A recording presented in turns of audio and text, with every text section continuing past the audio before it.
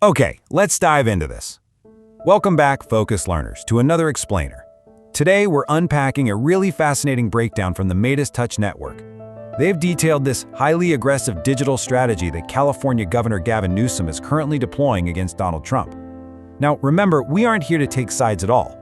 Instead, we're just dissecting the anatomy of this digital offensive, looking at the specific tactics, the rhetoric, and the whole narrative warfare that's probably popping up right now on your social media feeds. Just to understand the sheer tone of this offensive, listen to this rhetoric the source highlights. That is why I hereby challenge Grandpa to a live cognitive test on national television. I'll even let him give little D 3 lifelines. Let's see who passes. Wow, right? This is definitely not your traditional, polished press release. The analysis shows how this highlights a modern political battleground that literally relies on trolling, public shaming, and just relentless digital pressure. Newsom is actively trying to turn the tables here, taking the brand of ridicule usually associated with Trump's campaigns and throwing it right back. To make sense of this daily barrage of digital attacks, the breakdown actually organizes everything into 5 main pillars. We've got questioning cognitive capabilities, economics, tariffs, and scams, controversies and bizarre incidents, attacking the surrogates, and finally, the California contrast. All right, let's start with pillar number 1, questioning cognitive capabilities. The breakdown details how Newsom is launching these direct, unfiltered attacks on Trump's mental fitness, literally flooding platforms with nicknames like Dementia Don and Little D. And this brilliantly illustrates a perfect tactical example. According to the source, Trump allegedly bragged about knowing the difference between the word see, like looking with your eyes, and sea, as in the ocean. Well, instead of just ignoring it, Newsom amplifies it. He frames it not just as a weird quirk, but as a glaring symptom of cognitive decline, arguing that Trump's handlers are just terrified to let him speak unscripted. And this offensive actually extends from the mental to the physical too. The breakdown notes that Newsom is circulating some pretty severe claims regarding physical decay. We're talking intense allegations here. Claims of quote-unquote rotting hands that require heavy makeup, an inability to walk in a straight line, and difficulty completing sentences. Again, as a strict strategy, the source points out that the goal here is to build a relentless, inescapable narrative of weakness. Let's move to pillar number 2 and see how this builds. This is economics, tariffs, and scams. So, the digital offensive pivots pretty sharply here from personal insults to trying to dismantle Trump's business record. Take a look at this stark number, 1. According to the analysis, that is the total number of $1 million Trump gold cards sold to date. Just 1. Newsom openly mocks this as a total scam, citing federal cases where the Trump camp allegedly had to admit the card doesn't even expedite anything and actually violates standard visa processes. So it's being framed as a massive failure to attract even the ultra-wealthy elite. Then the narrative jumps from 1 all the way to 1 billion. The source highlights a claim about a publicly funded Trump ballroom, with claims that costs have absolutely skyrocketed. We're talking 5 times over, landing at a staggering $1 billion in a recent Republican reconciliation bill. Newsom uses this massive figure to really hammer home accusations of incredible taxpayer waste. And then they pivot to target the everyday consumer wallet. This number, $1.15.6, represents the alleged surge in gas prices that Newsom attributes directly to a, quote, reckless war with Iran. He strategically contrasts these high prices, along with University of Michigan's record-low consumer sentiment data, against claims from Trump's own transportation secretary that the economy is somehow in a good place. If you're wondering why you keep seeing these specific numbers popping up on your feed, well, the source makes it clear. It's a highly calculated digital strike on economic credibility. Okay, moving right along to pillar number 3, controversies and bizarre incidents.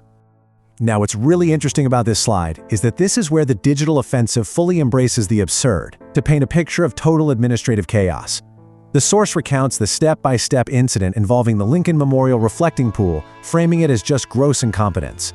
They mockingly describe the alleged Trump approach like this.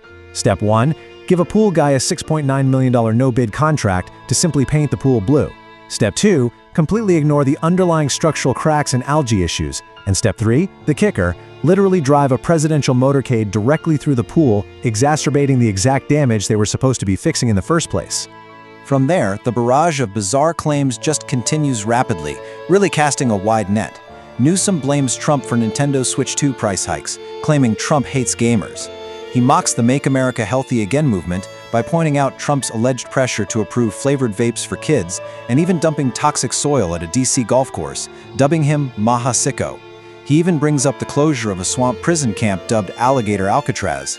It's this intentional, scattershot approach designed to make the whole administration look completely out of control. Which brings us to pillar number 4, attacking the surrogates. As the source explains, this offensive isn't just about the man at the top. It systematically targets high-profile allies to weaken the entire network around him. Look at this chart. You've got Transportation Secretary Sean Duffy being mocked for spinning high gas prices and telling Americans they're in a good place, while he's allegedly off on a 7-month road trip. Then there's RFK Jr., labeled a MAGA fraud, with Newsom amplifying all those bizarre animal stories about dead raccoons and bears. And finally, Fox News host Sean Hannity is attacked for supposedly having terrible ratings and just being totally stuck in the past. In fact, the breakdown highlights a really specific, almost funny juxtaposition here. Newsom brands Hannity as Slumpy Sean, basically painting him as a guy who peaked in high school, desperately yelling at a wall about Barack Obama like it's still 2010. And then, Newsom contrasts this bitter image with Barack Obama himself, describing Obama as thriving, building his presidential library, and just hanging out with Bruce Springsteen. According to the analysis, it's a very deliberate narrative choice to frame Trump's orbit as miserable and stagnant, while the other side is moving forward. All right, the final pillar, number 5, the California contrast. So the crucial point is, An offensive strategy just isn't complete without a solid defensive foundation. After launching all these attacks, the analysis describes how Newsom completely pivots to frame his own state as the ultimate success story. He hits back with this dense wall of statistics, claiming California is number 1 in job creation, the US economy, tech and AI, clean energy, wages for entry-level workers, public health, and even ending veteran homelessness. He's trying to provide this undeniable contrast, the alleged absolute chaos of the Trump camp versus the purported economic and social triumphs of California. And the whole strategy wraps up with one final perfectly engineered digital jab. Newsom promotes this legitimate first-in-the-nation California initiative that provides free baby diapers to new parents. Pretty standard governance, right? But he doesn't stop at the policy. He uses that exact announcement to deliver one last age-related insult, explicitly clarifying that the state coverage does not extend to grandpa's adult diapers. It's wild. It seamlessly blends actual real-world governance with aggressive internet trolling. Which leaves us to consider the ultimate impact of everything we've just looked at. We've seen the full anatomy of this digital offensive, the cognitive insults, the massive economic attacks, the mockery of surrogates, and those big policy contrasts. So, as the 2026 political landscape really starts to take shape, it begs a vital question for all of us. Will voters ultimately be swayed more by traditional policy records, or by the sheer force and viciousness of these digital provocations dominating their social media feeds? It's a fascinating evolution of political warfare. Thanks for joining me on this explainer, and keep learning.